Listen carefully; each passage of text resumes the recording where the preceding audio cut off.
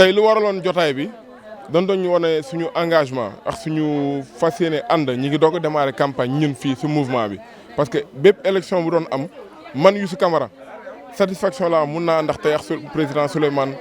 Ndoye en tant que tel ci benn raison parce que au niveau du département de Rufisque moom mooy benn doom boo xam ne Rufisque Ouest la dëkk di jàppale ñu investir ci liste nationale au niveau de la commune de Rufisque Ouest loolu rek c'est une raison morale boo xam ne ni ak man en tant que tel rek war naa ko mun jàppale mais beneen bi tamit comme démocratie lañ nekk ñaam mouvement boo xam ne ni mouvement bi y a 8 conseils yoo xam ne ni ñii ngi nii ci lañ bokk dañ doon xool suñu choix xool fan lañ teg suñu bët parce que élection boo xool élection boo yoree mouvement un mouvement qui était citoyen au départ et qui est devenu politique dafa laaj nga def ses choix et les choix on l'a bien réfléchi ñun suñu choix dañ ko porter ci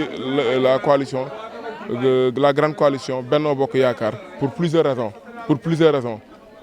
élection législative la ñu wax on veut que le président continue ci mandaam jusqu'à 2024 on veut que aussi les programmes de l'État au moins que mouvement bi gis ci boppam te mouvement bi encore une fois dafa dajale presque 2 centres de vote te bëgg nañ au moins ci nouvelle cité yoo xam ne ni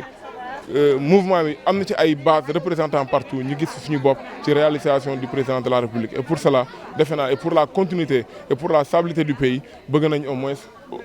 aussi à l'école imprimerie comme à l'école Charlemagne mouvement bi woon ci taxaw bu baax ak comité yii fi nekk yëpp pour une large victoire de la coalition Benno Bokk Yaakaar. ñun bokk boo xoolee conseils municipaux yi fi nekk yëpp ce sont des jeunes parce que presque génération de jeunesse la yàlla def na ni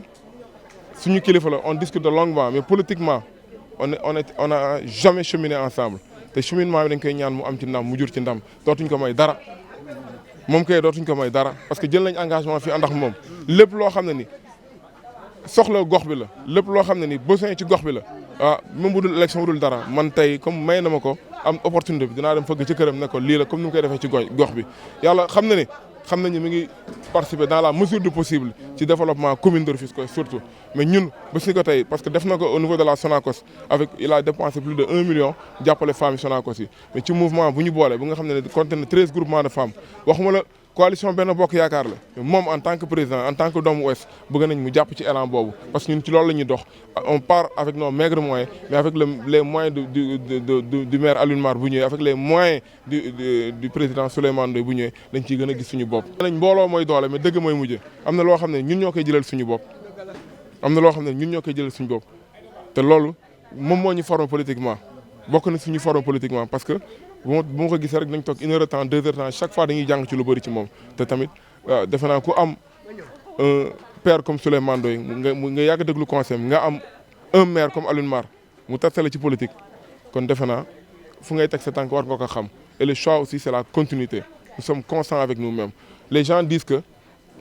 pourquoi ànd booloo Djinné Sikof dirigé par Youssou Camara conseil municipal yi nekk fii pourquoi ñu def le choix et par devoir et pour mémoire Alioune Mar c'est notre maire rien que pour là dañu war a continuer à cheminer avec lui pour mandat bi ñu continuer ko beneen raison tamit président Souleymane Ndoye doomu Rufisque Ouest la nañ ma présenter un autre élément de Yewwi bu xam ne ni mi ngi ci doomu Rufisque Ouest boo amoon fii keneen koo xam ne ni il est candidat sur une liste qui gagne mu bokk ci commune de Rufisque su nekk doom au moins quoi boo nekkoon loolu ñun dinañ ko jàppale kon notre décision de ànd ak ñoom c'est sur ces 2 raisons la raison d'une continuité que le maire Alioune Mar avait pris comme engagement ak la beneen raison boo xam ne am nañu président def na honneur au niveau du département au niveau de Rufisque Ouest mu nekk ci liste nationale mu am doom de Rufisque Ouest loolu tamit ñaari raisons yi rek war na tax ñu jàpp ci ko. La cohérence politique voudrait que quand tu élis quelqu'un tu continues à l'accompagner jusqu'à la fin de son mandat. L'incohérence voudrait que soo changé woon avis tey ñu ne la kii il est incohérent. Ça ne veut pas dire qu'aujourd'hui, il y a une nouvelle vague, disons, ça arrive, de jeunes qui ne comprennent pas encore le sens de leur responsabilité politique. Parce que la responsabilité politique, donc, est étudiée en profondeur.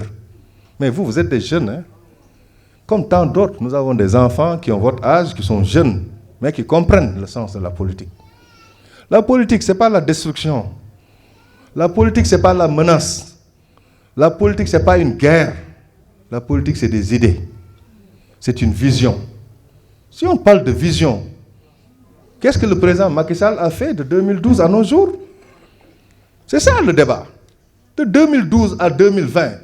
jigéen ñaa ngi nii ku nekk da nga daan dem marché di dugg di def dara yokkul ci Sénégal dara. Tous les prix étaient stables. Le panier de la ménagère a été stable pendant 8 ans dans ce pays, ou peut-être plus. Il est vrai que des situations sont intervenues, des situations qui ne sont pas liées à la personne ou à l'État du Sénégal. Bi corona amee da ngay bëgg a dem Touba ñu ne la màggal amul Tiwaawan tëj bateau dawul avion naawul kenn tukkiwul ku nekk yaa ngi xalaat ay waay bu ma corona dal sunuy mbokk ñi di dee duñu xam nga ñuy suul ay nit yoo dul gis fii la ñu fekk mais loolu ban dëkk lay am te du am conséquence économique ñu pare si loolu kenn xamatul lu ñuy wax ab guerre boo xam ne sunu yoon nekku si gisuñu sénégalais bu dem di guerre mais les conséquences sont terribles dans l'économie. Une histoire de pétrole ñëpp xam na ne oto yi pétrole lay dawee fuur yéex mburu yéex yëpp pétrole lay dawee le blé mooy defar mburu pétrole lay dawee ginaar yi ku leen di jox lekk pétrole la xam nga blé la nag yi blé la suñu dund yëpp blé la même gaal yi di nappi sax pétrole bi mooy tax ñuy nappi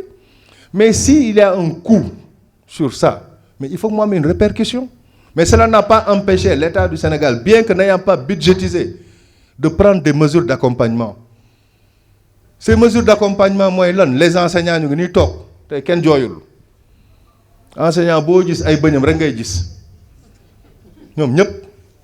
parce que dañ leen defal loo xam ne mësul am Sénégal muy continuer noonu et ça n'empêche pas qu'aujourd'hui le Sénégal le pays l'État le président mais am moyenne 500 milliards pour que prix am une stabilité fu France di jaayee gasoil 1200 1300 essence 1500 ñun Sénégal ñu ngi ci 800 ñu ngi ci 700 et puis on dit que l'État ne fait pas d'efforts parce qu'il y a des gens qui ne sont imbus que par leur personne qui racontent des contre-vérités duñu wax nit ñi dëgg. Dans ce pays il y a 10 ans on avait une seule université c'était l'université Cheikh Anta Diop qui a formé ces jeunes-là tey da ngay wax Sénégal on te dit il y a 10 universités université bu nekk soo génnee formation yi nga pare mais c'est normal qu'il y ait une balance sur l'emploi donc il faut que ñun Sénégalais ñu xam lu ñu bëgg su ñu jógee ne crise ne parrainage oui qui parraine c'est les citoyens c'est pas l'État qui parraine day ñëw ci astu na lay parrainel su astu génne mooy comme ni délégué de quartier di def rek su Karim ñëwee mu recevoir ko wax ko gu neex su ma ñëwee mu recevoir ma wax gu neex nitu jàmm la c'est la même chose avec le parrainage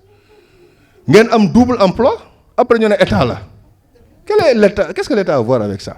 donc dafa am yoo xam ne buñ ko dugal ci conscience u nit ñi nous avons un État qui travaille pour se développer man àndu nawle lay àndax nit tey du man maa moom ànd bi nous sommes dans une coalition dynamique un esprit d'équipe dont tout le monde est partisan muy ñun muy Alioune Mar muy ñun ñëpp nous voulons travailler pour notre pays nous voulons donner une majorité pour la stabilité de ce pays nous voulons travailler pour que demain un retour d'investissement puisse venir ce retour d'investissement mooy lan li nga wax accompagner les femmes dans la démarche